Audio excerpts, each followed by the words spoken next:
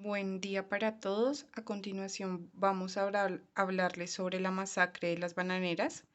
Esto fue una masacre de los trabajadores de la empresa estadounidense de Bananos Unit Fruit Company a manos del Ejército de Colombia, que se produjo entre el 5 de diciembre y el 6 de diciembre de 1928 en el municipio de Ciénaga, Colombia. Nuestro grupo está conformado por Alejandra Castro Villarraga, Sandra Jennifer González y Yuli Tatiana Castro Parra.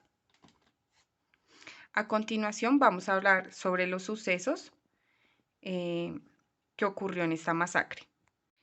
Entonces hablamos de los sucesos, iniciamos con cómo se implementó o cómo fue la creación de esta compañía estadounidense en Colombia. Ellos se ubican en el departamento del Atlántico. Es una compañía extranjera que invierte en la agricultura de la costa atlántica, basados por las élites locales. Estas élites locales aprovecharon la renovación de la actividad económica estimulada por las compañías y de esta forma realizaron siembras de productos agrícolas como cacao, tabaco, caña de azúcar, que finalmente pues eran exportadas a los Estados Unidos. En 1981, un grupo de notables samarios obtuvieron la autorización para construir el primer ferrocarril de Santa Marta al río Magdalena. Los productos y de esa forma ya enviarlos en barco a Estados Unidos. De esta forma se funda la Sociedad de Agricultores con un nuevo producto que es el común que llamamos el banano Gros Michel. En 1915, cuando el gobierno promulga leyes para regular las condiciones de trabajo y la compañía se rehúsa a extender los beneficios a los trabajadores que hacen parte de estas plantaciones. El suceso más importante para nosotros es el 6 de diciembre de 1928, cuando se inicia la huelga. De esta forma, la Asamblea de Unión Sindical de los Trabajadores del Magdalena, en Ciénaga, aprueban únicamente un pliego solicitando a la compañía que se reconozcan como empleados y asimismo los obreros elaboran un pliego de 9 peticiones para diciembre. Tomás Bracho dio la orden de que toda fruta de la zona fuera cortada y que fuera embarcada para la exportación. Pero ahí es cuando realmente se da a que la comunidad no está de acuerdo con esa decisión y se genera una huelga y las mujeres toman el poder de realizar el corte y la tala de las plantaciones de la compañía. Pero ahí es cuando el gerente Tomás Bracho se niega a recibirlos, ¿sí? Les hace saber que no puede considerar este pliego porque los delegados y los trabajadores a quienes representan no son empleados de la compañía. Importante que saltamos en esto es el general Cortés Vargas, quien es el que ordena disparar a los que se creían que eran trabajadores de las bananeras y que a su vez los empleados no creían que iba a pasar y sucedió. Eso finalmente sucedió. Actores importantes como los obreros, la Comisión del Gobierno, que fueron los que crearon las leyes, empresarios colombianos deciden dar marcha al proyecto. Entonces, es importante que nosotros hablemos de los actores que intervienen en esta masacre de las bananeras. Aquí encontramos a un personaje importante que es el señor José Manuel González. Él es el que establece la plantación de banano en Colombia, él es el que trae las semillas por primera vez de este producto agrícola, el quien dirigía la compañía. Erasmo Coronel y Pedro del Río, escogidos por los trabajadores de las bananeras como representantes de la Asamblea de Unión Sindical, son los actores que encontramos que son de relevancia para este proyecto que se ejecutó y que terminó siendo una masacre en Colombia. Los impactos que produjo esto fue que los problemas de contratación por empleados colombianos eran asumidos por colombianos, pero los trabajadores no estaban satisfechos ya que esto conducía a la explotación, ¿sí? A la explotación de los obreros de las plantaciones bananeras. El pago era por destejo, ¿sí?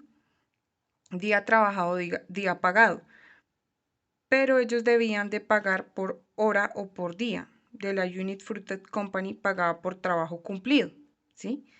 Lo que no les gustaba en la contratación de la compañía, en lugar de contratar ellos mismos, eran contratados por contratistas colombianos, liberales de la Guerra de los Mil Días.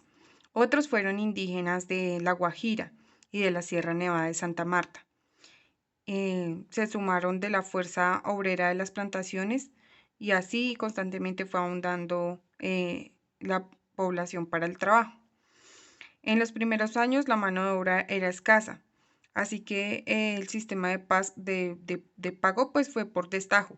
Entonces de esta forma la compañía ofrece salarios altos y reflejan la necesidad de traer la fuerza laboral, y los incentivos fueron exitosos. Durante las 3 primeras décadas del siglo XX llegaron muchas personas que necesitaban empleo.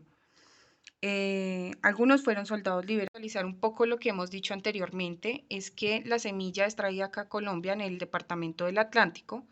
Allí la United Company Fruit necesitaba obreros para construir los ferrocarriles y los canales de riego para la limpieza del terreno, para sembrar el banano y recolectar finalmente la cosecha.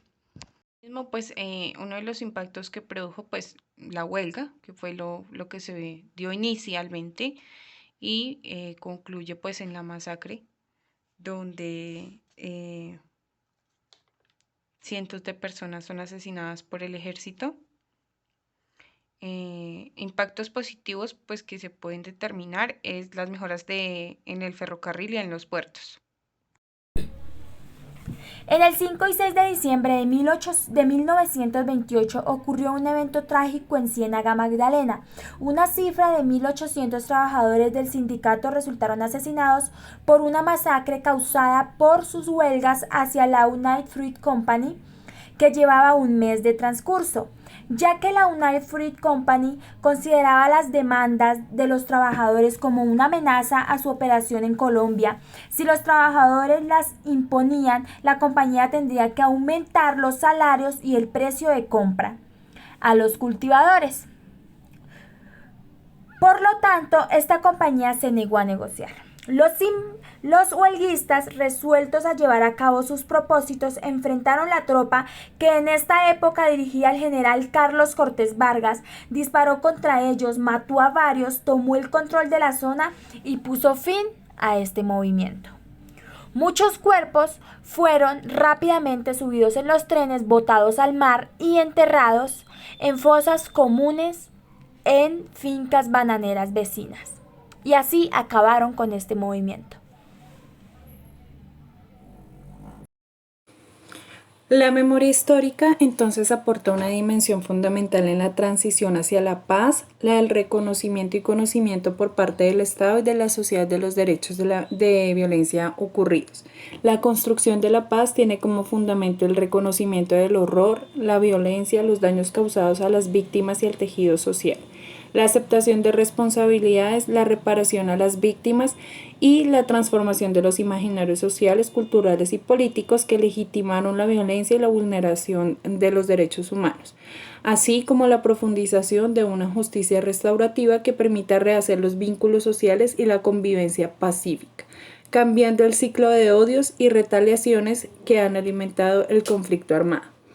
Por eso, como condición para la no repetición de las condiciones y dinámicas que llevaron a la guerra, en este momento se generan tareas que busquen contribuir a que los colombianos y las colombianas comprendan reflexivamente lo acontecido en el país, sensibilizar a la opinión pública a través de la escucha y divulgación masiva de los testimonios y las memorias de las víctimas de conflicto armado.